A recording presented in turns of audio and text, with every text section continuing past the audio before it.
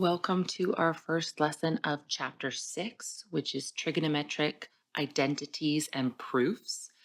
This chapter, you are going to need the formula sheet that has been put in the Chapter 6 folder, or you're going to need all your notes out with all the formulas that are on the top of each set of notes.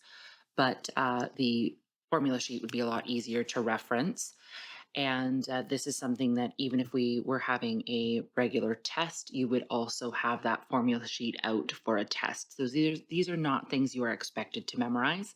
If you plan on taking calculus, most likely these would not be given to you by a professor at university. So, or if you were to take AP calculus, these would not be given to you on an exam. But for the purposes of learning this chapter, we're trying to learn how to use these and what math involves these identities. And so we do not expect you to memorize those. So, what is an identity? An identity is basically an equation that is true for any permissible values of the variable in the expression on both sides of the equation. So, for example, we've already seen the reciprocal identities and the quotient identities listed in the box here on your notes. So, the reciprocal identities were cosecant, secant, and cotangent, which were equivalent to 1 over sine, 1 over cosine, or 1 over tangent, respectively. In other words, they were the reciprocals of the three primary trig ratios. And so if these are an identity, what that means is for any x we're allowed to have, these are true. And what I mean by that is because we have fractions here, there are x values that are non-permissible because you cannot have 0 on the bottom of a fraction. So for example, if I take a look at the first reciprocal identity, cosecant, it is equal to 1 over sine, which means sine cannot equal to 0, or this won't work because you cannot have 0 on the bottom of a fraction. So as long as the x values are allowed in the first place, these will be true. Okay, the quotient identities are tangent, which we've been using since grade 10, and cotangent, which is the reciprocal or the flipped version of tangent. So we're going to try some questions that require us to use some of these identities. So one of the questions you will see in this whole chapter is simplify the expression or simplify to a single trig ratio. What that means is all we're trying to do is make this a little nicer than it is. And what we should be doing is rewriting everything so that some terms will cancel out. So as soon as I see the word simplify, what I decide to do is to rewrite everything in terms of sine and cosine.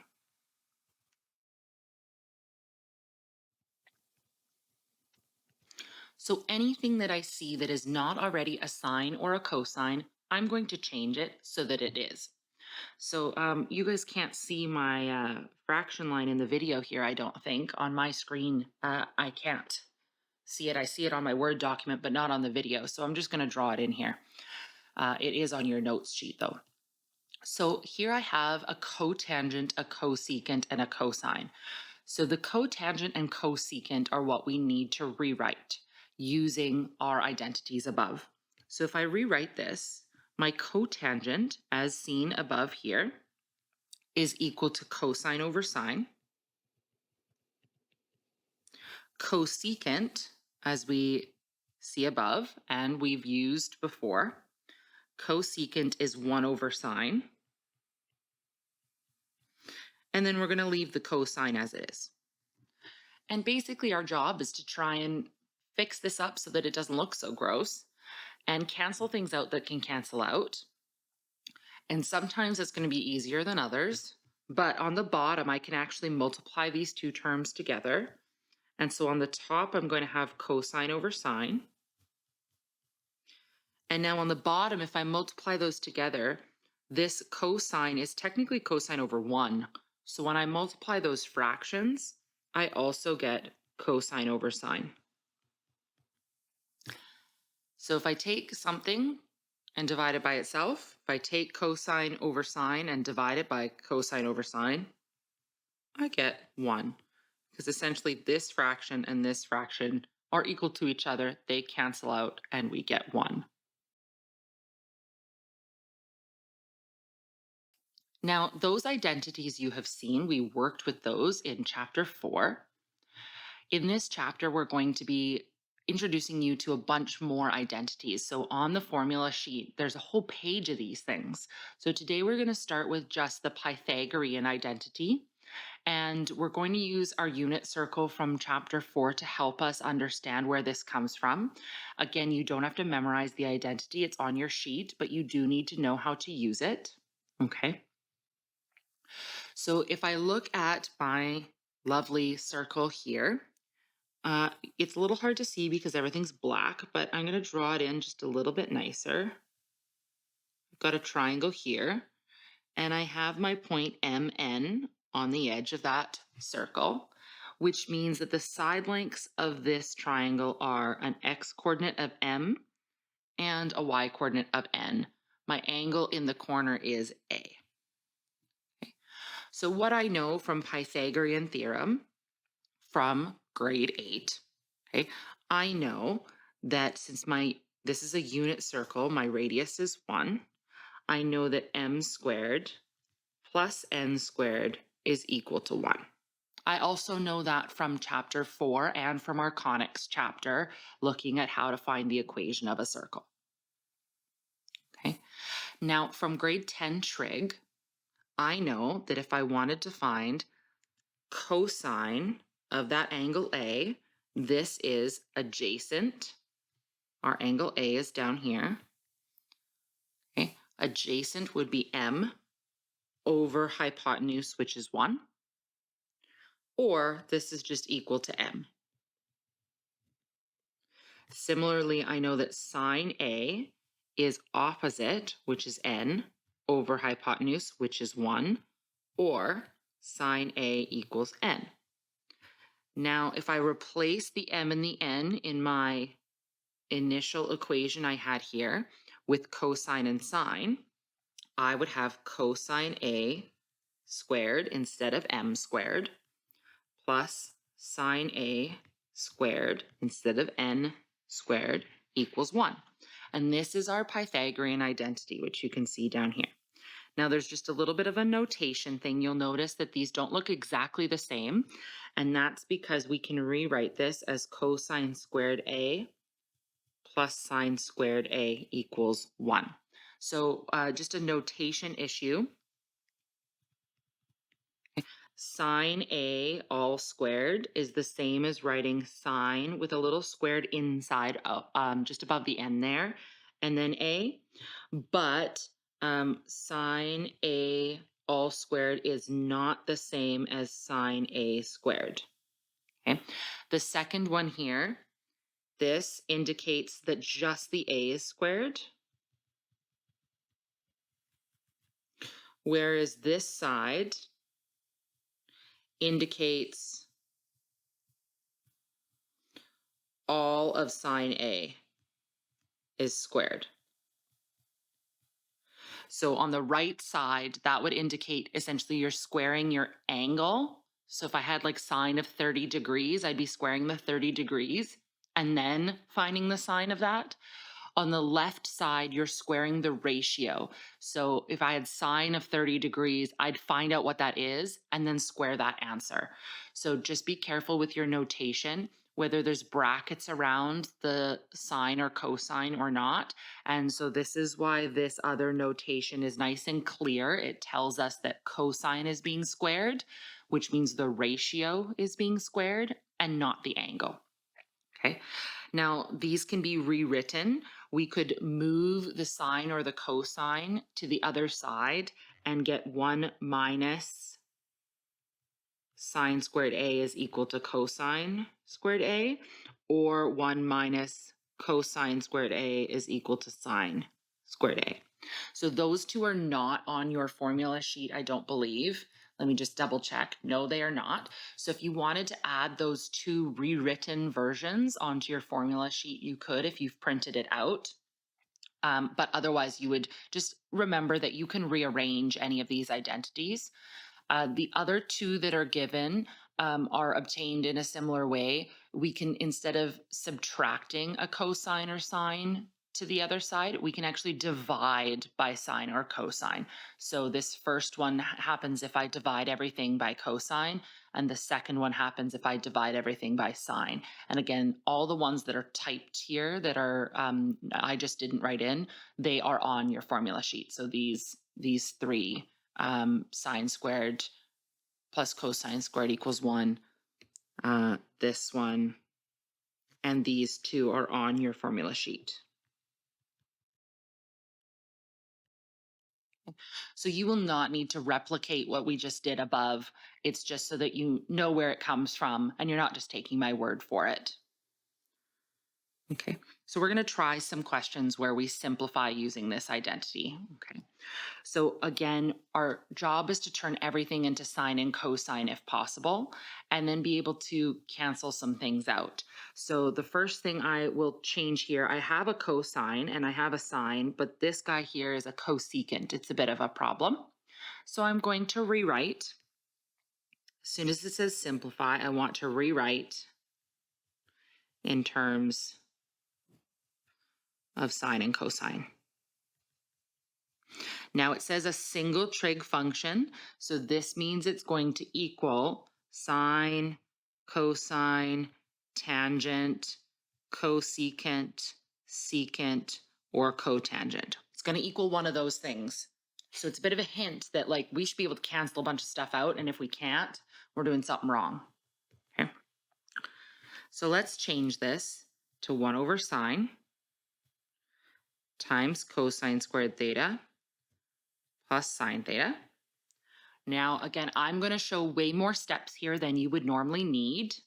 So I'm going to rewrite this as cosine squared theta over sine theta plus sine theta.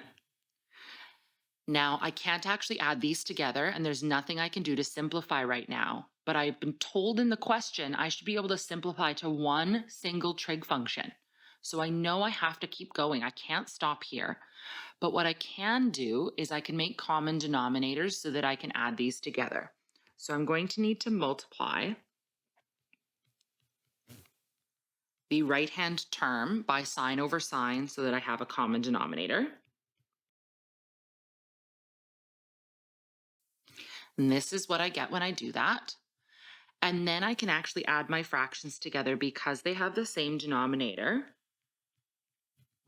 I can rewrite this as one fraction. Okay. Now, once I've done that, hopefully we will notice on the top we have sine squared plus cosine squared. This is equal to 1 from our Pythagorean identity that we just learned. So I can rewrite this as 1 over sine theta, which is one of our reciprocal identities, and equals cosecant theta, which is a single trig function. We're done. This is what it asked us to do.